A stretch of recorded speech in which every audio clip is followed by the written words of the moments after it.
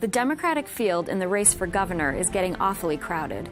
We look at who's in and who may be joining them.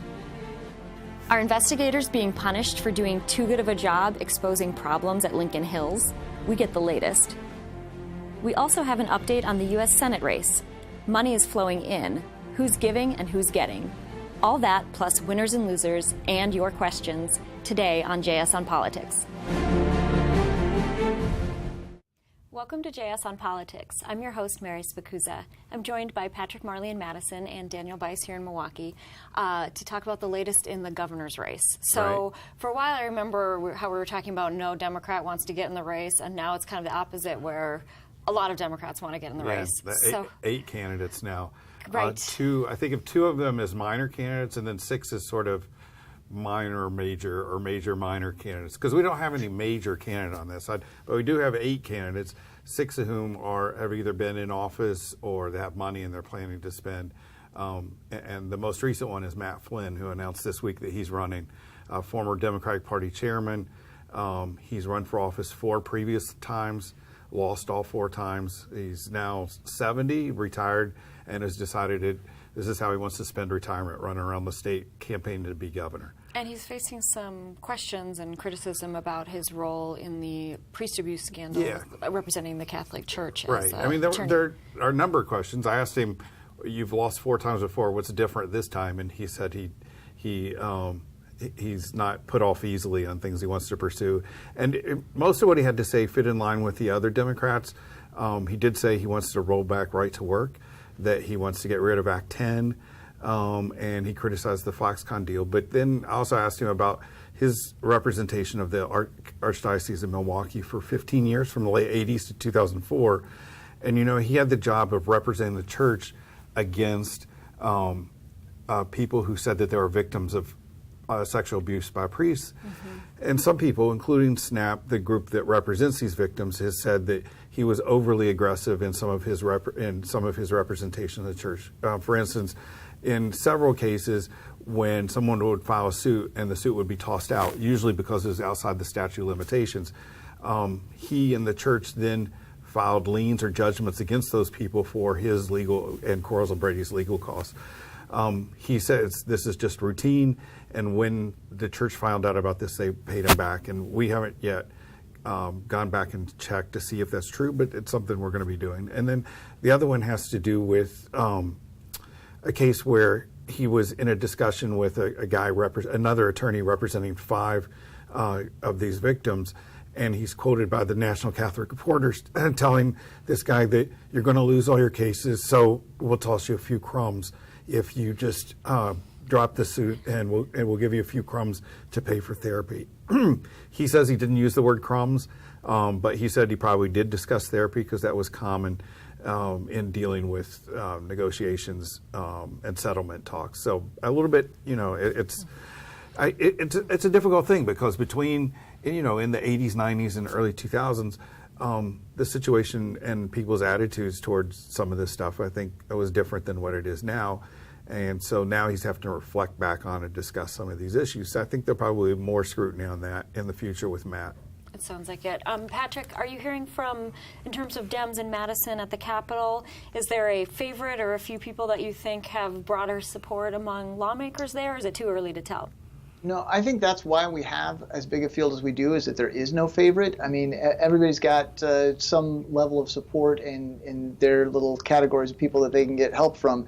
But nobody's come into this race that's scared others out. And if anything, the field could get bigger. It looks like Kelda Royce, a former state representative, is very seriously looking at this. Malin Mitchell, who ran for lieutenant governor during the recall. So, I mean, we're just going to see more and more people, and that just changes the total dynamic of the primary, because you're talking about somebody being able to get the nomination with, perhaps 25% of the vote, presuming that everybody stays in. Remember when California had 150 candidates run? But clearly 8 is not enough. We are going to end up with 9, 10, how many ever people. And nobody has cleared the field, obviously. Right, and actually Flynn said that when explaining why he's getting into the race. He said he looked at the field of candidates and thought, I can do better than them. And I'm sure other people will look even after he's in the race and say, I can do better than them. So yeah, it's there will be some winnowing going on, but all the while the governor will be able to sit back and just watch the Democrats take shots at each other. And raise money. So Right. Yeah, he'll be doing that. Okay. There's a downside for the governor too, though, in that now instead of having like one candidate that reporters are going to get the opposition view, there's 8 of them. You know, he's going to be having to deal. I mean, he may view them as mosquitoes at times, but there's going to be all these different voices criticizing his agenda and what he's done in the state. Kind of spread out their opposition research team a bit if you're researching a dozen people, probably. So probably I think their the opposition file is pretty complete on Governor Walker. I mean, all the voters. No, I mean the opposition feel on Dem candidates when there are that many. Yes, that is true. It's actually going to keep us busy for the next year or so, digging into the backgrounds and the past of these individuals. Of all 12 or however many get in the race. Right. Thanks, guys. So we're actually going to turn now to Lincoln Hills. And Patrick, I wanted to ask you about, obviously, this has been an ongoing concern about problems at Lincoln Hills and the investigations there. What are we hearing now about? It sounds like investigators are saying maybe they did too good of a job. Yeah, there were a couple of developments this week. One was that we turned up from some open records about what some of the internal investigators thought about the way their unit was handled. So there was this internal affairs group called the Office of Special Operations. They started the internal investigation of Lincoln Hills, and that their internal investigation now complete. It was done with some others from the department, but they were entirely shut down in June of this year, and their work spread out to other parts of the department. And I found a record where they were talked about how their workload was diminishing. They weren't doing employee investigations. They said they thought that was because they had, quote, made the department look bad and done too thorough a job at Lincoln Hills. So basically, maybe don't investigate so hard next time, they felt like was the message there. That was their perception, and the administration says that's not true, that they think they can do these investigations in a more efficient manner, and that the conduct of the investigation in Lincoln Hills had nothing to do with ending this internal affairs organization. You've been working on some... Oh, sorry, go ahead. I was going to say the other development this week is, there is a lawsuit over conditions at Lincoln Hills. Lincoln Hills is under a separate criminal investigation, but we've also got this lawsuit brought by the ACLU alleging that there are civil rights violations there. A judge ordered pretty sweeping changes there that the state has been trying to comply with. They filed a report this week with the court saying that they had had some challenges doing that because of what they called, quote, significant unrest at the facility. And it seems like for all the calls to close Lincoln Hills, there hasn't really been broad agreement on what alternative people should pursue. I know Milwaukee had talked about more regional facilities and not having a huge facility up north so far away from many of the Milwaukee inmates here. Yeah, we've never really seen that idea gain much traction in the legislature. They don't seem interested in that, going with that strategy that Milwaukee has proposed or that advocates are calling for. One of the major reasons is because of cost. Building a new facility in Milwaukee or even retrofitting an existing one would be very expensive. If you go to a regional model, instead of having one facility for the most serious juvenile offenders, it's obviously going to be more expensive if you have to build or refurbish ones all over the state. Thank you. I spoke earlier with Bill Glauber, a reporter here who's been covering the U.S. Senate race. We got some new fundraising numbers and some new issues to talk about. So here's what Bill had to say. I'm joined now by Bill Glauber to talk about the latest in the U.S. Senate race. So, Bill, the race is still more than a year away, but apparently you have to remind me of that. Yeah. So we got some new fundraising numbers this week. What are we seeing? They're big numbers. Tammy Baldwin raised $2.4 million in the third quarter of the year. That's an extraordinary haul. Anybody who thinks she doesn't want this race, doesn't want to win, you got to look at those numbers. They're very impressive. On the other side, the other two candidates, Leah Vukmir and Kevin Nicholson, they just got into the race during the third quarter. Their numbers far lower. Nicholson said he raised a little bit more than $400,000. Vukmir, $250,000. They have a primary they have to fight through. It's a different kind of funding mechanism for the Republican side. They both have super PACs supporting them. So it remains to be seen how important the actual fundraising numbers are in that race as opposed to the super PAC dollars, unlimited cash coming into the race. Which could presumably be used to attack Tammy Baldwin. Yeah, but it could also be used earlier to attack each other or to support their candidacies. It's something that Jeb Bush attempted in the most recent presidential campaign, obviously failed, but it looks like that may be the model going forward for the Republicans in this race. But Baldwin, by any measure, impressive numbers, and they're a sign that Democrats take this race very seriously. They simply have to win this race to keep that seat as well as to set the stage for the 2020 presidential campaign. And what's the latest issue in the race? Well, money, but not campaign money, your money, taxes and spending.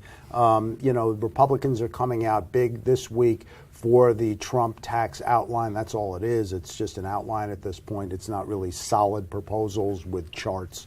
So the Republicans are stepping up, putting pressure on Baldwin, saying that she's a tax and spend liberal. Baldwin counters that the Republican tax plan is a giveaway. She has a plan outlined with Cory Booker to try to help lower middle class workers, try to get that step on the American dream. I don't know how many people are paying attention to all of this, but that's sort of the backstory about what's going on this week. They were actually just in Milwaukee. I saw them last Friday presenting their tax plan, talking about child tax credits, and definitely a different approach than the Trump administration. Absolutely a different approach. And then Cory Booker did go to a fundraiser for Baldwin. So they combine the two, and Elizabeth Warren is due in this sometime in October to also do a fundraiser for Tammy Baldwin. So the Democrats are bringing out their big guns, so to speak, to help Baldwin raise money and fight off the challenge. So you should have a busy 13 months here heading into the next election. It's going to be a busy 13 months, and it kicks off with Hillary Clinton's appearance November 9th, selling her book, coming to Wisconsin a year too late, and we'll probably hear some of what was going through her mind with Wisconsin. But what's past, the past, the prologue is the present and the future. So it's going to be some interesting political times here in Wisconsin over the next year. Okay, thanks for your time. I'm back with Daniel Bice and Patrick Marley for Winners and Losers. Our favorite part of the show. Our favorite part of the show. And you usually come up with all losers, but you actually have a winner this week. I do. So. Well, actually, breaking tradition. Bill was just bringing it, and you usually have multiple losers. Exactly. You can't choose. So who's your winner? Bill just discussed Tammy Baldwin raising $2.4 million in the last quarter, which is impressive. The downside is the two Republicans are in have billionaires backing them and are likely to use set up third-party groups. Well, one has already done so to spend money on their behalf. So she's got to raise as much money as possible to be able to fend off the criticism she'll be getting from these outside groups. And obviously $2.4 million doesn't match that, but she needs to raise as much money as possible. And she will probably have third-party groups get in on her side too, but the problem there is you can't control the message. So it's more money than I expected her to raise in the quarter, because she's been okay as a fundraiser in the past, but this is making it clear that this is a serious thing. Mm-hmm. And that 2.4 is not a bad start. Yeah, for a quarter, particularly this far out from the election. Mm-hmm. But these elections start earlier and earlier. Some of the most significant stories in the Feingold-Johnson race happened in the summer, before the summer, in the race, and people are going to go on air earlier and earlier as well. So she has to raise this money now. And what about your losers? The big story this past week has been about Harvey Weinstein and his the problems, the sexual harassment, sexual assaults, and everything that started Thursday last week, and now we have criminal investigations against him, and he's resigned or been fired. So a lot of activity, but in terms of politics, he's been a big Democratic supporter, spent lots of money. And even in his first statement, he made this bizarre comment that he's going to focus his efforts now on attacking the NRA. Right. And it took the Democrats a while to adjust to this. Hillary Clinton and Barack Obama, who've gotten significant funding from him, and Weinstein's done events for them. It took him 5 days to respond, and a lot of people wondered about that. And I think there was actually some people were taking a long time to process this, because the stuff Weinstein did is much worse, I think, than what Donald Trump is doing. We tend to focus on Donald Trump, what horrible things he said on the Billy Bush interview, but these are actual actions, things he was doing, and it wasn't once, twice. I mean, we're now talking about dozens of incidents. Those are the ones we know about. This was someone who abused his power to get what he wanted to do, and it was. I just think it was a sense where it took a long time for these politicians to process the fact that he was such a hypocrite in what he was doing, giving money to women's groups while at the same time seducing 20-year-olds in his hotel. So, and also the New York Times story came out, but then there was this very in-depth New Yorker story, which actually included Asia Argento and others talking about him essentially raping them, and so it kind of went even further than the New York Times story in terms of number of victims who were being named. And I've said, the initial New York Times story was there weren't a lot of details there. There were anecdotes from 20 years ago, some discussion about various stuff, but as soon as that story ran, it opened the floodgates, and I think but it opened the floodgates from mainly actresses, not so much from actors affected by him and politicians, just a few politicians at the beginning. Some have now agreed to give some of the money away, but he gave to everything, including the Clinton Foundation, as well as her campaign, and Weinstein's been given to Democrats since the 90s. It was interesting, both with the Weinstein victims and the women who said they were assaulted by Trump, because beyond the tapes, there was also the women who said he forced himself upon them or groped them. But often, I think, when men are in positions of power, there is a lot of fear from victims that they will be crushed, and so you do hear these 10, 20-year delays of women coming forward and kind of strengthen numbers, because I think, as Asia Argento talked about, there was a fear that Weinstein had crushed others and would crush her. There was a lot of people have come to this conclusion that sexual harassment is a thing associated with Donald Trump, but it's clearly something that's not associated with either political party. Right. And it took even the late night comedians to figure out it took them days and days to figure out how to respond to this. And then they tried to, some people tried to say, well, here's Trump and here's Weinstein, but his stuff is, I think, from what we know so far, and now there are criminal investigations in the States as well as in London. We're talking about very serious stuff here. Oh yeah, he could be facing charges as well as firing.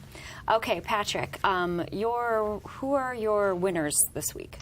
Well, kind of building on what you two were just talking about, my winners are the victims of sexual assault and sexual harassment, because their voices are being heard. They're coming forward, not just necessarily the Weinstein victims, but I think that this gives people generally more of a willingness to come forward and to have more confidence that when something bad happens to them, that they will be believed. Obviously, one of the reasons that people stay quiet when powerful people are involved is that they think that the public's not going to believe them. And I think it's true that more people are able to speak out now because they saw that he was going to be fired or whatever, even though he doesn't still seem to understand what he's done and the seriousness of what he's done.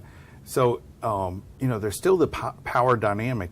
If he weren't resigning or being fired, would all of these people be stepping forward? I think probably some of them would, but maybe others, because you just look through the list of films that he's produced, and his movies have had more than 300 Oscar nominations. But when it was clear there was a tipping point and it was moving against him, it's a lot easier at that point to say, that something happened in my particular case. Patrick, who is your loser then? Okay, so moving to a totally different issue. My loser of the week is the Milwaukee Metropolitan Association of Commerce and other businesses in the Milwaukee area, because the I-94 East-West project is officially dead. It was put in the Federal Register this week that the federal approval for that project is taken away. That means likely many years before that stretch between the Zoo interchange and the Marquette interchange is reconstructed. It could be that in coming years we will likely have to do some kind of work there but it would be temporary work until that project can be fully reconstructed. It won't have additional capacity. It's going to be sort of a choke point between those two major interchanges. And that was a huge priority for the business community to get that project, lined up and get work started on it. And one other issue that doesn't fit quite into the winners and losers is this very sad story that's going on with, again, something that affects both political parties, are these heroin incidents involving Representative Nygren's daughter, who has been out there, and we've even done a profile of her at the Journal Sentinel, and she's now facing possible criminal charges for her role in the death of someone in a heroin overdose. And then also the sounds like that woman was 6 months pregnant, so actually the fetus didn't survive either. So right, and then a situation involving Jason Seidner, the former executive, and he was the executive director until just recently of the Democratic Party, and another incident that occurred at his house, and he's not been charged, but that's something that police are looking at. It's just and even Governor Walker tweeted about this yesterday, that this shows that the near epidemic on this situation is affecting people, in all walks of life. And there was just another wave of deaths in how Milwaukee many was it? area. It was like 13 people. I think it was about 11 in 4 days. Yeah, I could be right. wrong on the numbers, but yeah, it's very sad, and it's clearly affecting a lot of families of all political parties. So, okay, well, we're actually going to move on to some viewer questions, and we've got a few. I don't think we'll be able to get through all of them, but we're going to try to take at least a few of these. The first one comes from Christopher, who asks, I saw President Trump on TV last night, and he was talking about his tax plan. Has anyone at the papers seen his plan? Can you please explain specifically how it would help me, a family of four earning $45,000 a year?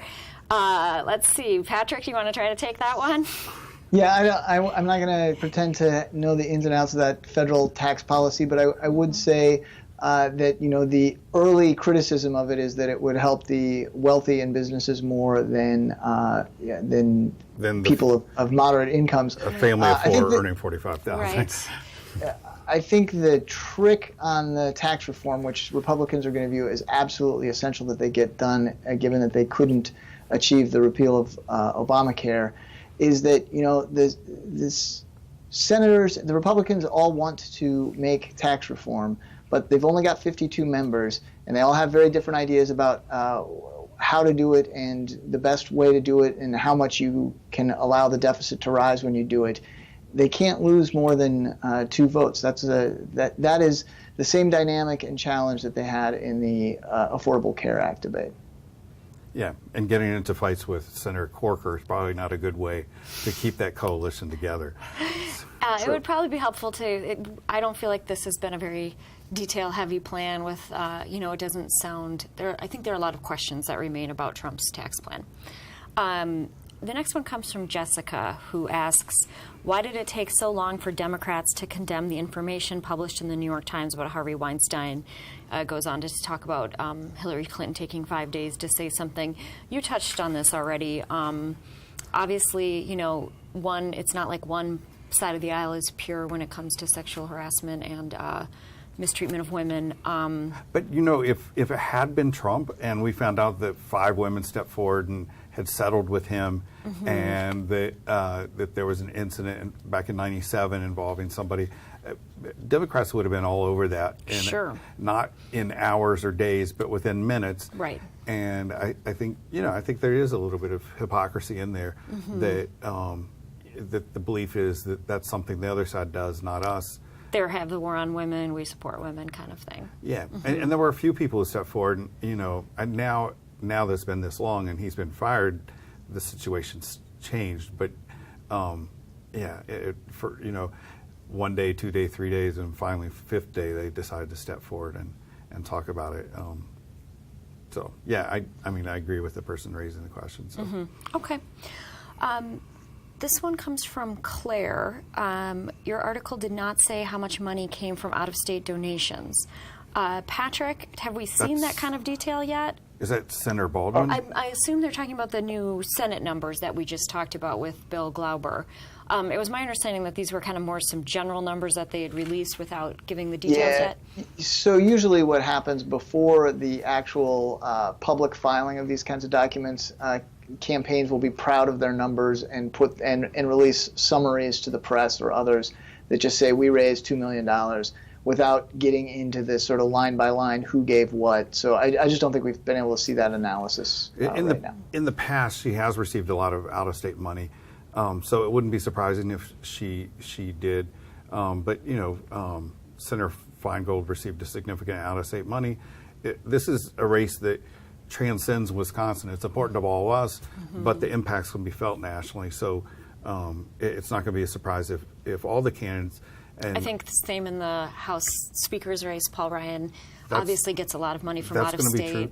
I think Randy Bryce will too. On the Republican side, with Nicholson, Breitbart was already promoting his candidacy online earlier this week. So I wouldn't be surprised if that brings some attention and a few dollars his way as a result of that. Right. All right. Well, thank you, Patrick. Thank you, Mr. Bice. We'll be back next week for JS on Politics.